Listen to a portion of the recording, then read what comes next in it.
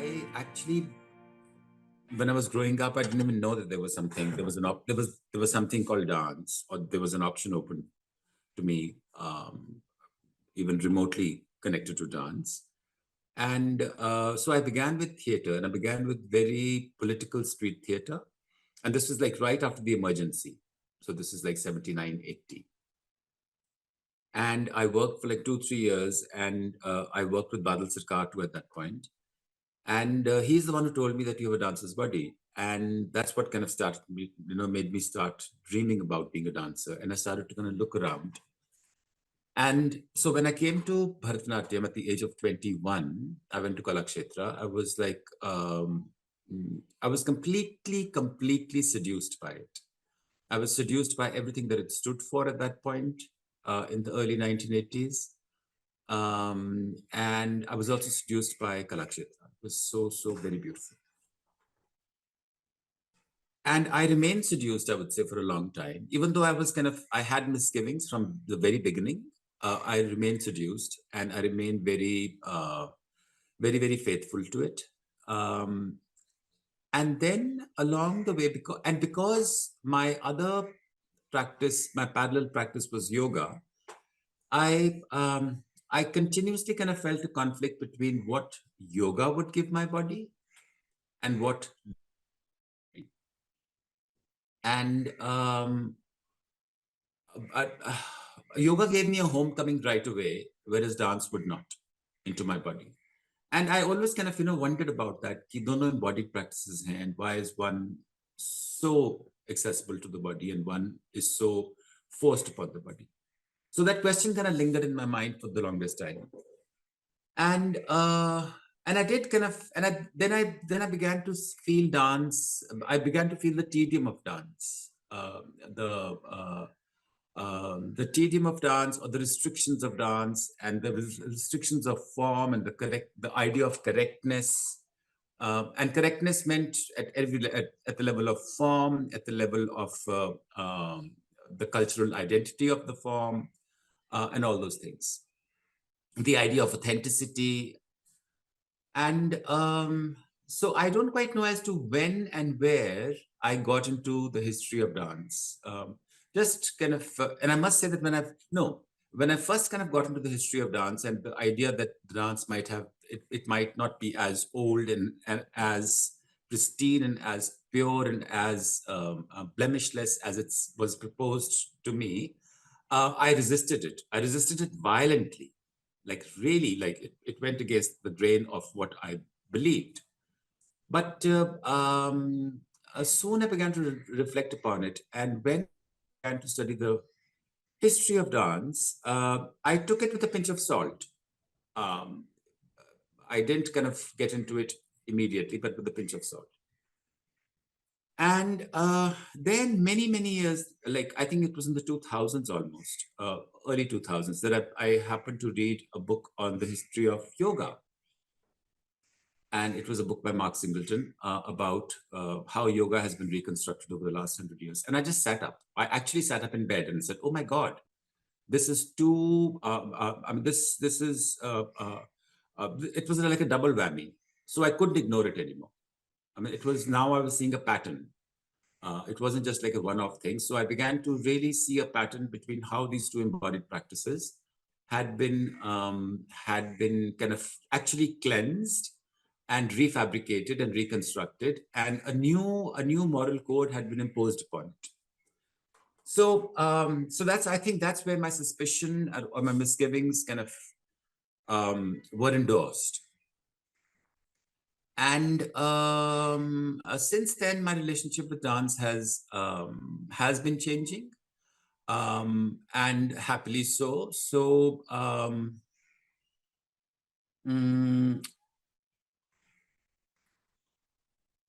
like first, I was just kind of experimenting with the form, like anybody would experiment, as though it was all form. And then I began to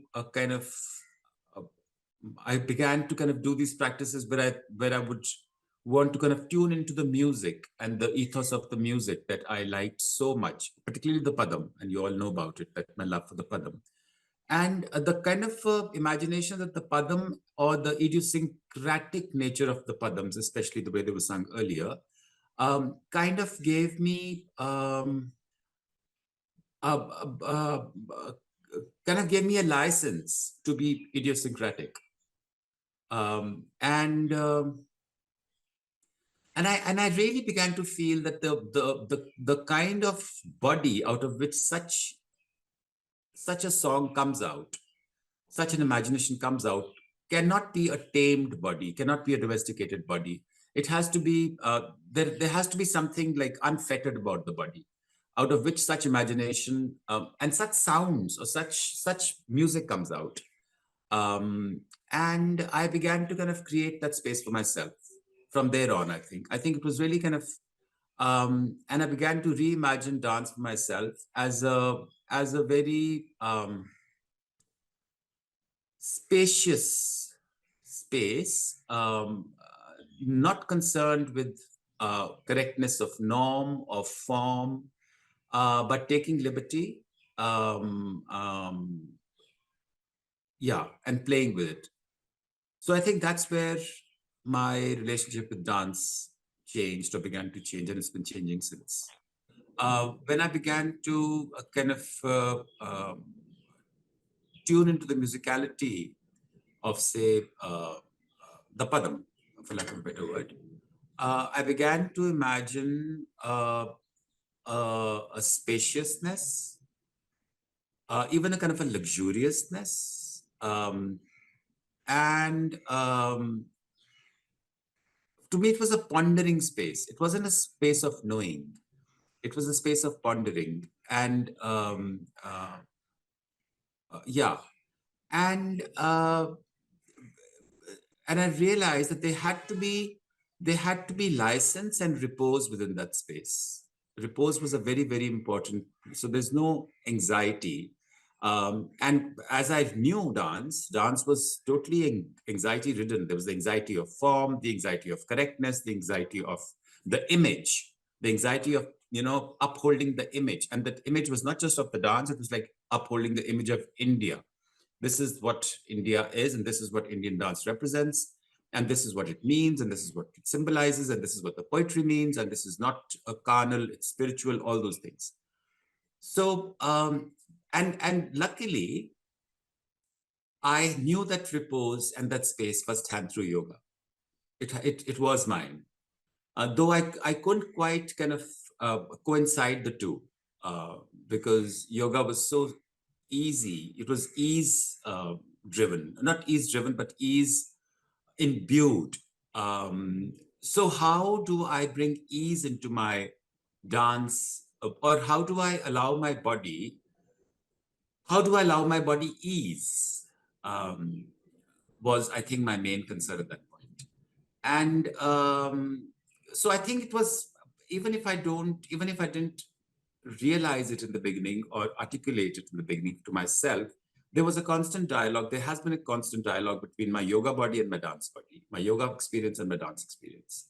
And I'm not saying the dance experience is not beautiful. The dance experience has been very, very beautiful. Like even the classical dance experience has been incredibly profound and beautiful. But there is a sense of upholding, as though it's a responsibility, it's as though it's a dharma, it's an obligation rather. And I didn't want to dance out of obligation. I mean, I have no obligation as such. I mean, there is something, the experience of beauty is not an obligation. It's an appetite. And it's a human appetite. It's a shared appetite. It's it satisfies me as much as it may satisfy you.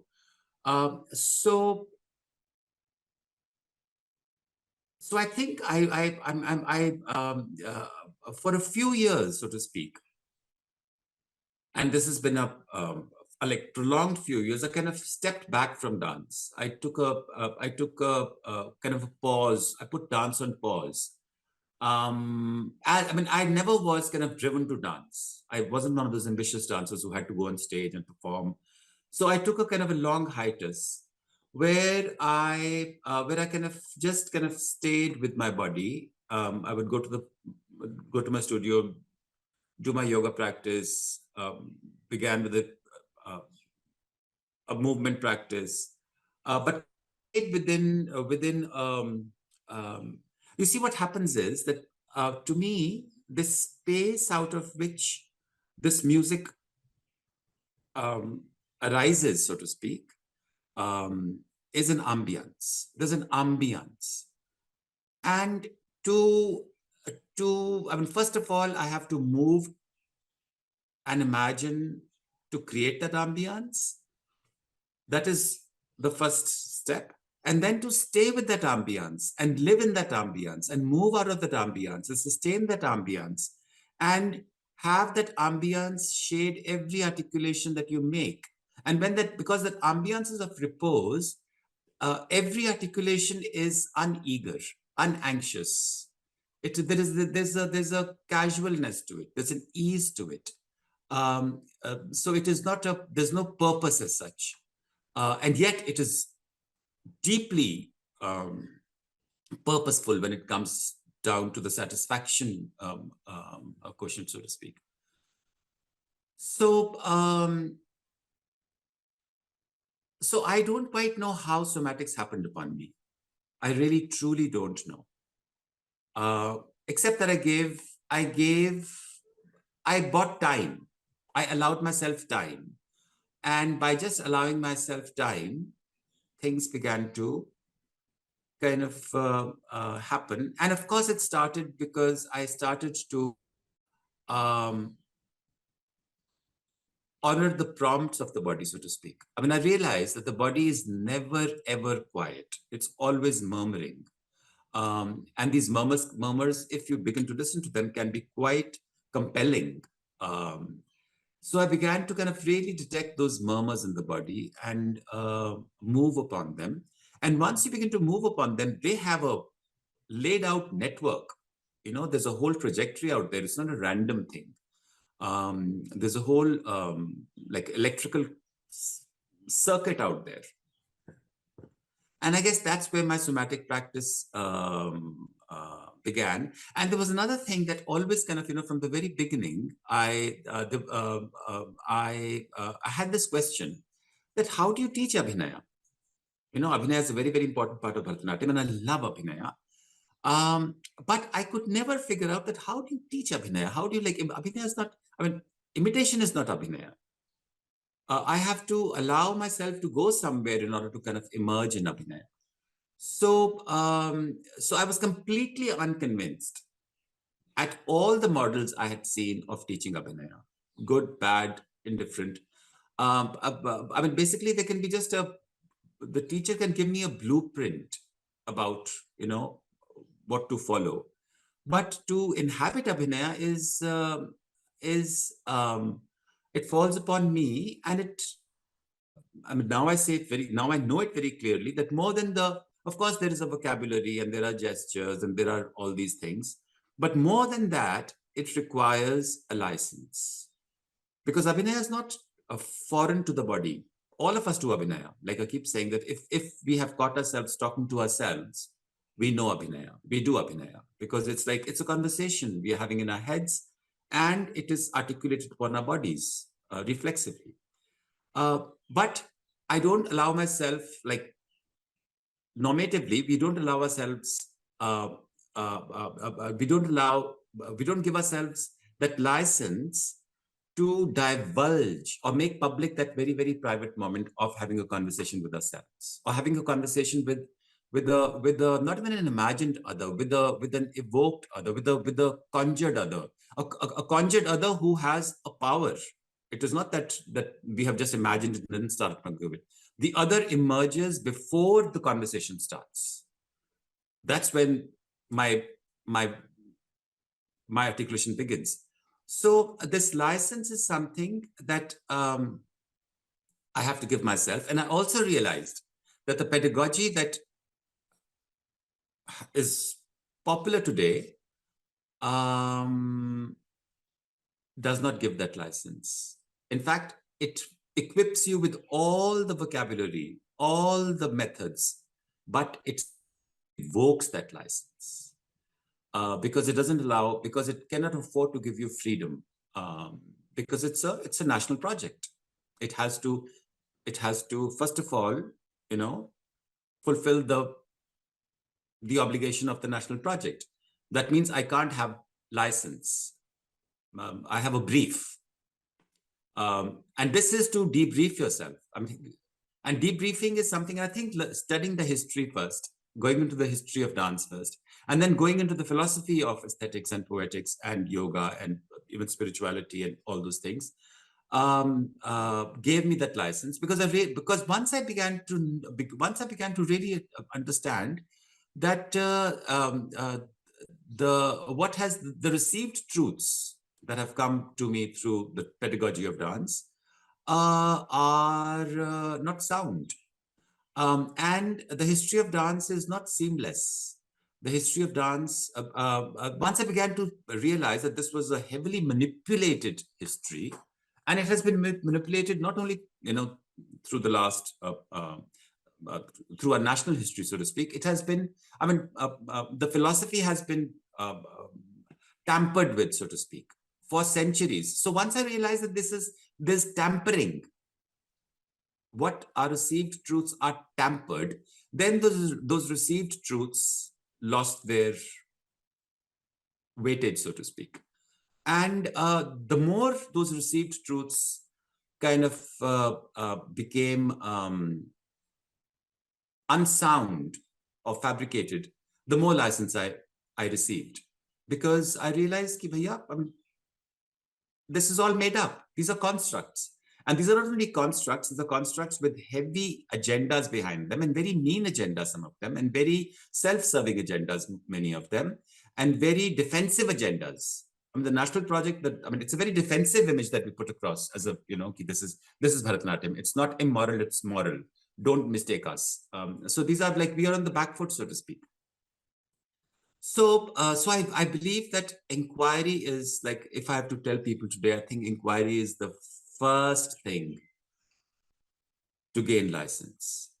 And to me, there's no poetry without license. There's no beauty without license. There's no space without license. I make these, and then it's like making constructs, making very, very complicated constructs with the underlying conviction that I'm making them to erase them. So that's the excitement, that I make something up, I clutter something up, I clutter up the space, and then with one stroke, the whole thing, like a house of cards, falls down, and wow, there's emptiness again. And it's such a relief. That's when the aha moment happens, that, oh, how nice, this breathing space again. Because so it's like really creating space and gaining breathing space is what my practice is about.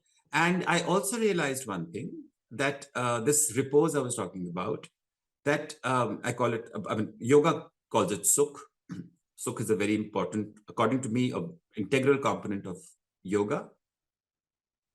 And sukh is this spaciousness. So sukh is, first of all, a prerequisite of coming into the body. And then I'm also convinced that there is no rasa without sukh. Rasa comes out of a place of repose. Rasa doesn't come out of a place of clutter or anxiety. Rasa is when that house of cards falls. That's when rasa happens. It's not the building of the house of cards, so to speak. That is the anticipation and the excitement and the engagement. But so and that house of cards crumbles only because I have built it with the intention of erasing it. I have not built it with the intention of projecting. And that's what I think, that's the biggest problem today, that we are dancing to project.